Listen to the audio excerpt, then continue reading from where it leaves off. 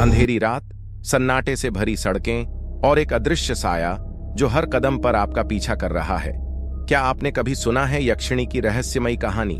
यह सिर्फ एक लोक कथा नहीं, बल्कि एक ऐसा राज है जिससे सामना करना हर किसी के बस की बात नहीं। तो तैयार हो जाइए, क्योंकि डार्क टेल्स में आज हम आपको लेकर चलेंगे एक ऐसी दुनिया में जहां डर सिर्फ एहसास नहीं, हकीकत बन जाता है। यहां आंगन के बीचों बीच एक अकेला साल का पेड़ खड़ा था, गर्व और भव्यता के साथ एक बार फिर अपनी चमकीली लाल और पीली फूलों से खिला हुआ। मौसम की शोभा ने फूलों को उनकी पूरी खूबसूरती में पहुंचा दिया था और उनके मोटे मध्य पंखुड़ियां अब पूरी तरह विकसित होकर कई छोटे नागों के फनों जैसी लग रही थीं, जैसे वे किसी को भी चेतावनी दे रहे हों जो उनकी महिमा बिना अनुमति देखने का साहस करे। पेड़ के नीचे प्रकृति अपनी पूरी रौनक में थी। गिरते पत्तों ने जमीन को एक गलीचा सा बना दिया था। बड़ी बड़ी पीली पड़ चुकी पत्तियां लगातार गिर रही थीं, जो जल्द ही भूरी होकर मिट्टी में मिल जाने वाली थीं। उन पत्तों पर काले छींटे और भृंग इधर उधर दौड़ रहे थे, अपने छोटे छोटे कामों में व्यस्त। उनके नीचे से छोटे छोटे मशरूम उगने की कोशिश कर रहे थे, पर वे इस संघर्ष में कमजोर पड़ रहे थे। इसी हलचल के बीच एक मोटा मेंढक पत्तों के बीच से अपना सिर निकालता है। वह सतर्क होकर खड़ा होता है और जैसे ही सुबह के अनोखे अंधेरे का एहसास करता है, एक तेज टर्राहट के साथ अपने साथी को बुलाने की पुकार लगाता है। तभी चांदी की पायल पहने एक छोटी लड़की कूदती फांदती बगीचे में आ जाती है, जिससे मेंढक डर कर भाग जाता है। उसके पैरों के नीचे सूखे पत्ते चरमराते हैं और मशरूम कुचल जाते हैं, लेकिन प्रकृति कोई शिकायत नहीं करती, क्योंकि यह लड़की उनकी अपनी थी, एक सच्ची मित्र।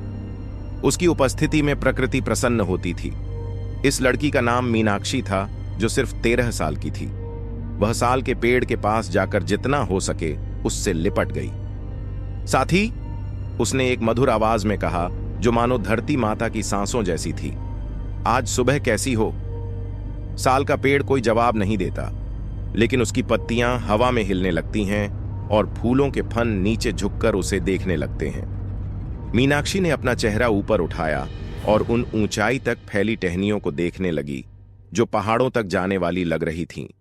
उसने अपनी आंखें थोड़ी सिकोड़ कर देखा और खिलखिलाकर हंस पड़ी। फिर अचानक उसका माथा सिकुड़ गया। उसके नंगे पैर के नीचे कुछ ठंडा महसूस हुआ। उसने अपना पैर हटाया नहीं, बल्कि झुक कर देखने लगी। धीरे धीरे उसने अपने पैर को हटाया और पत्तों को हटाते हुए बोल उठी, आहा! वह एक सोने का सिक्का था। धन्यवाद साथी। उसने पेड़ को फिर से कसकर गले लगाया। तुम हमेशा मुझे खुश कर देते हो। फूलों के फन मानो सिर हिलाकर सहमति जता रहे थे। अगले ही पल यह शांत और पवित्र क्षण एक कर्कश आवाज से टूट गया, जो घर के अंदर से आई। मीनू, ए मीनू, इतनी सुबह कहां भाग गई? आ रही हूं, आई।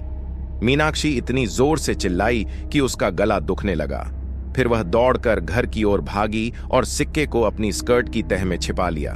बाहर से देखने पर रेणुका रसोई में थी, गरम मूंगफली के तेल में मसाले डाल रही थी। लेकिन सालों के अनुभव ने उसे यह काम बिना ध्यान दिए करने की आदत डाल दी थी, क्योंकि उसका असली ध्यान अपनी बेटी पर था, जो अभी अभी घर में दाखिल हुई थी। जैसे ही मीनाक्षी अंदर आई, रेणुका ने देखा कि उसकी नन्ही नंगे पैर कीचड़ में सनी थीं और फर्श पर मिट्टी के निशान छोड़ रही थी। मीनू, रुको! मीनाक्षी ठहर गई। इतनी सुबह कहां चली गई थी? बस बगीचे में, आई। रेणुका ने करछी को जोर से तवे पर पटका और गैस बंद कर दी। अपनी साड़ी के पल्लू से माथे का पसीना पोंछते हुए उसने बेटी को गौर से देखा। मीनू, उसने कुछ कहने की कोशिश की, लेकिन फिर रुक गई। उसकी नजर बेटी की कमीज पर गई, जिसके बटन जैसे किसी भी वक्त टूट सकते थे। मीनू, उसने फिर से कहना शुरू किया, तुम्हारी यह कमीज इतनी तंग कैसे हो गई? ये तो पिछले महीने ही खरीदी थी। मीनाक्षी ने अपनी शर्ट की ओर देखा। पता नहीं, आई, इसमें क्या दिक्कत है? कुछ नहीं। तुम्हारे पास कोई और ढीली कमीज है? यह मेरी सबसे नई कमीज है, आई। तो सुपर्णा की पहन लो, वह तुम्हें ठीक आएगी। ठीक है, आई, मीनाक्षी ने कहा और भागने लगी।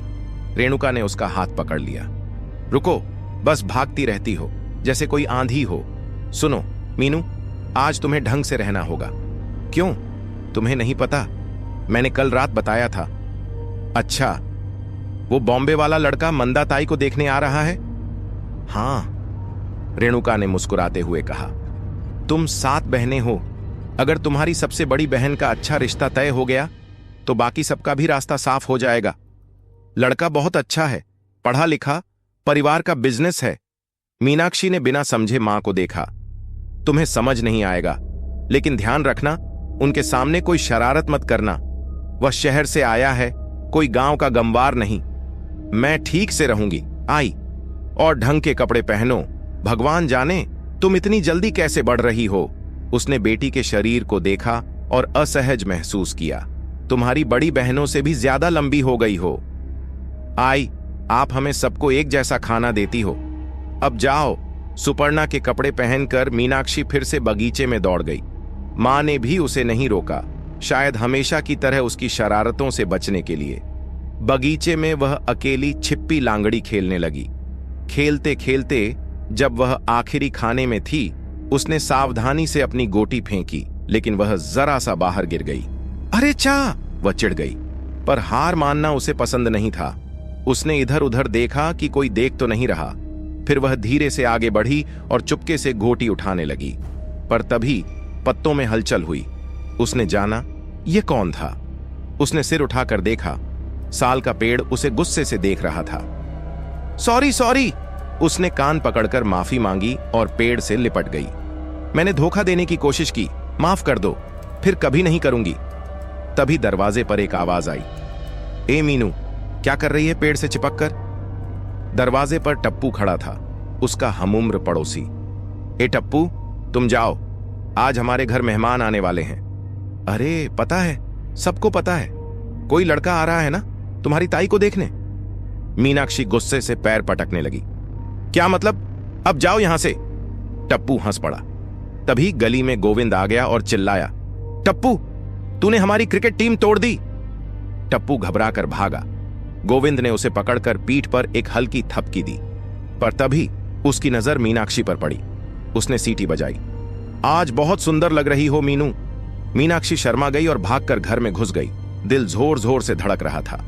क्या आप इस कहानी के अगले हिस्से के लिए तैयार हैं? यह सिर्फ शुरुआत थी, असली खौफ अभी बाकी है। अगर आपको यह वीडियो पसंद आया तो लाइक, शेयर और सब्सक्राइब करना ना भूलें।